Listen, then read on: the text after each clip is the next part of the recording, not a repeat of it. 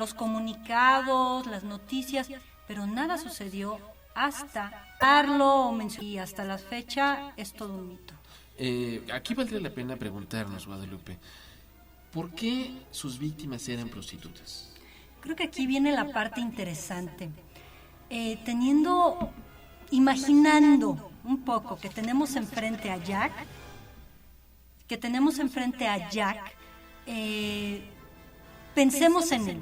¿Por qué prostitutas? Son unas personas vulnerables. Aquí una de las características de todas es que eran mujeres divorciadas, separadas o viudas. Ajá. Y todas tenían hijos. Algunas de ellas antecedentes de alcoholismo después del divorcio. Sí, eran mujeres en una situación de decadencia humana, ajá, personal, interna, muy, muy grande. Entonces, en primer punto, el acceso a las prostitutas es fácil. Claro. Lo era en ese tiempo. Porque se podía tener relaciones en la vía pública. De hecho, se metían en los callejones. Sí. Y ahí es donde tenían las relaciones sexuales. Claro, por eso el último hallazgo fue algo extraordinario, porque ya fue en una habitación. En el interior de una habitación. Y todas las demás fueron en la calle. Exacto. Entonces, eran mujeres vulnerables y de adquisición fácil. De ahí el nombre, ¿no? Qué triste. Ajá. Pero yo aquí sí quiero hacerle un giro, porque no era exactamente por las prostitutas. Yo creo que aquí había una parte identificatoria en que Jack depositaba dos vías en ellas.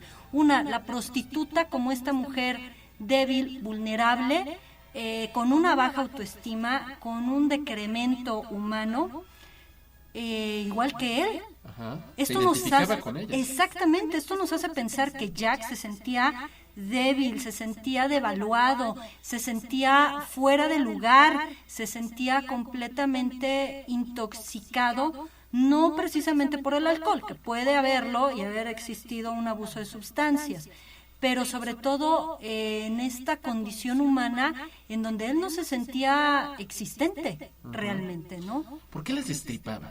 Bueno, esto es muy interesante, Roberto, porque si nosotros nos ponemos a pensar nuevamente en este Jack, es decir, ¿por qué las entrañas? Bueno, las entrañas en un cadáver es lo último que se enfría, es lo más caliente del cuerpo y por lo tanto, bueno, aquí era como una parte simbólica de buscar el calor, pero ¿el calor de qué o de quién? Nosotros salimos de las entrañas de mamá, ¿no? Hay N dichos acerca de eso. Entonces, hay una parte simbólica de la madre también proyectada en las prostitutas, con este odio, con esta rabia, con este coraje. Y las entrañas, esta parte que él sentía como vacío, un vacío interno. Él se sentía vacío, él no se sentía con mayor peso en la vida, porque al parecer pues no fue importante ni significativo para absolutamente nadie. Es decir, que el sujeto quería destacar. Grandemente, quería ser importante y notorio. Pues bien, vamos a continuar con quiénes fueron los sospechosos, quiénes pudieron ser los autores de estos terribles crímenes. Esto y más después del corte.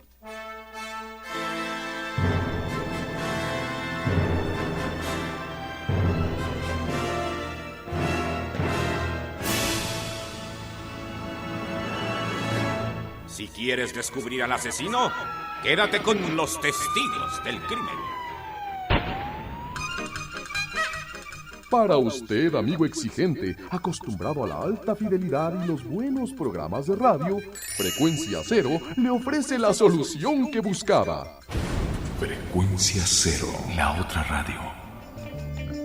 Donde usted y su familia en todo momento podrán escuchar sus programas favoritos en cualquier reproductor de MP3. ¡Oye, hijo, ya deja ese aparato! ¡Suéltalo! Escúchelos ya, en el automóvil, hogar u oficina, incluso en un día de campo.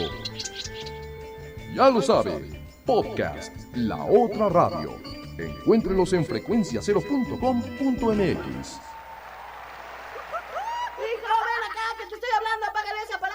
¡Ven acá, pequeño demonio! Continúa descubriendo pistas con los testigos del crimen.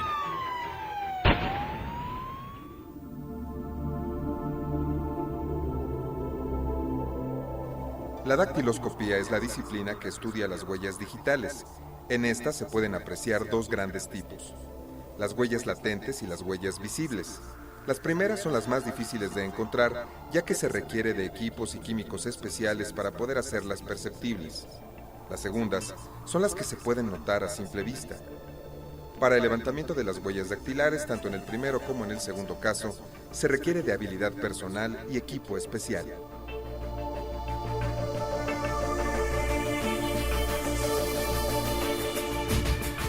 Frecuencia Cero, la otra radio.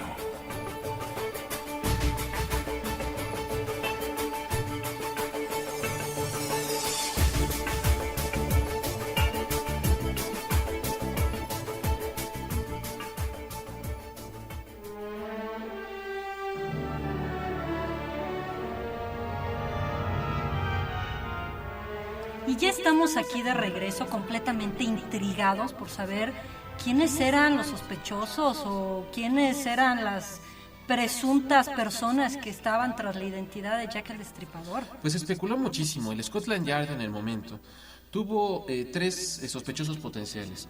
Uno se llamaba Montague John Druitt, que era un abogado, padre de familia con una reputación prominente en Inglaterra en esa época.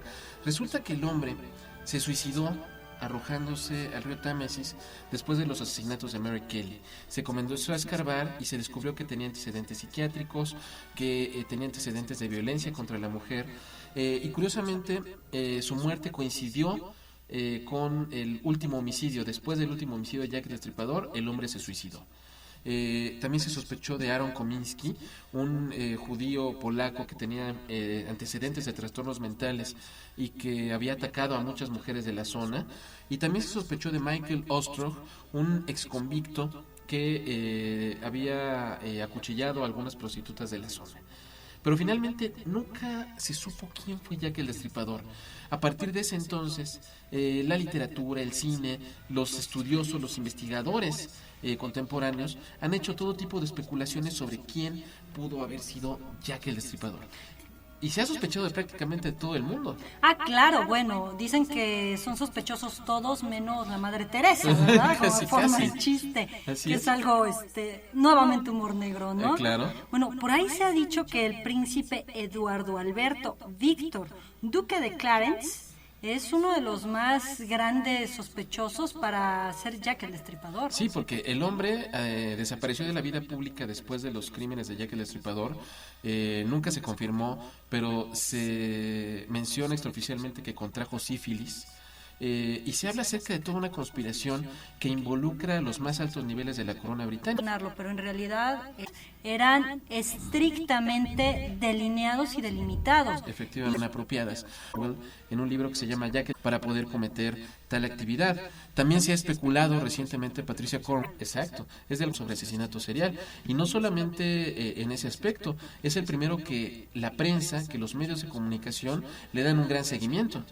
Claro, hasta la fecha, bueno, se han hecho obras de teatro, se han escrito historias, leyendas, inspiraciones, todo alrededor de la figura de Jack el Destripador. Y del cine, ni qué hablar del cine, que obviamente eso le puede competir a nuestros queridos amigos Carlos del Río y Roberto Ortiz en Cinemanet en alguna ocasión hablar de los crímenes de Jack el Destripador en el cine, pero se han generado una gran cantidad de películas en torno a la figura de este hombre.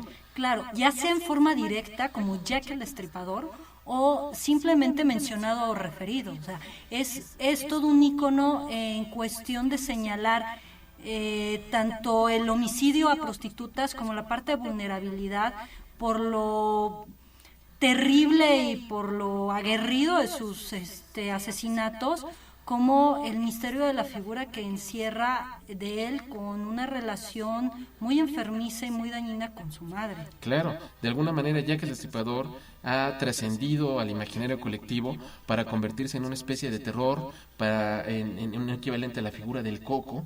Por ahí, por la época, había incluso una canción infantil que hablaba de los crímenes de Jack el Destripador. Y pues bien, con esto concluimos nuestro segundo programa de Testigos del Crimen. Les damos el agradecimiento por habernos acompañado y les invitamos para que nuestra próxima emisión nos escuchen porque vamos a hablar de algo muy interesante que es asesinatos de personas de la tercera edad. Un tema que tiene gran relevancia en este momento. Lamentablemente, pero que es de sumo interés estar informados y opinar y saber y conocer acerca de todo esto. Pues eso será el siguiente programa. Mientras tanto nos despedimos. Estuvimos en esta cabina Guadalupe Gutiérrez y Roberto Coria, testigos del crimen.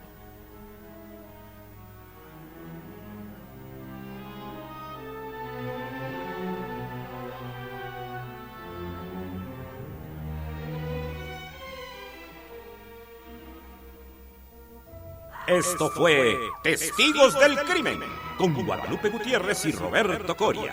Mantente en contacto con nosotros en www.testigosdelcrimen.com o al teléfono 24 55 50 99. Testigos del Crimen, un programa más de Frecuencia Cero, la otra radio. lo mejor de la radio en la palma de tu mano.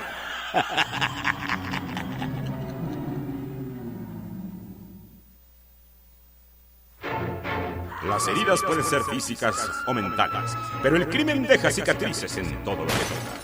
Aunque los De alguna manera, el primer gran caso documentado de la era moderna. Ustedes. La primera, escribirnos y dejarnos sus comentarios. o bien el correo de voz que es 2455-5099.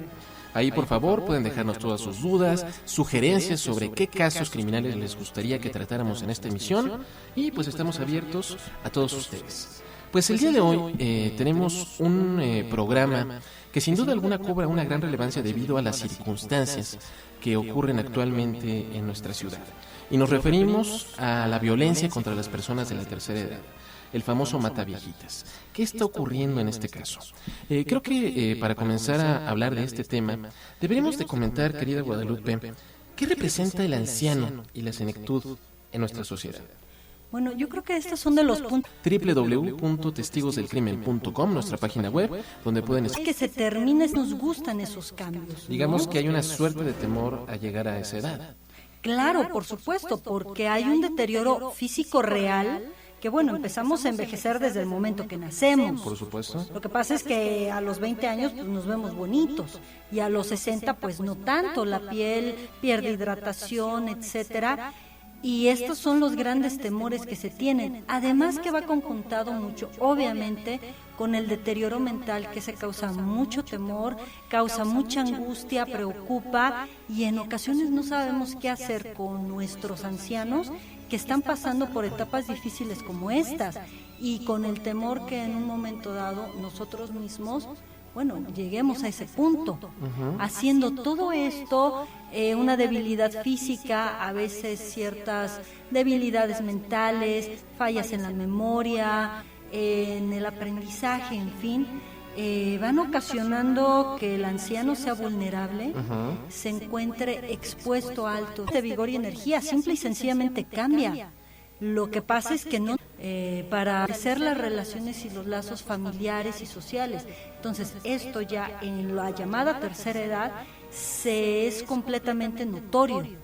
Decía Queen, ¿quién no quiere vivir para siempre? Y hablaremos acerca de los riesgos que corre el adulto mayor en esta ciudad después de esta pausa.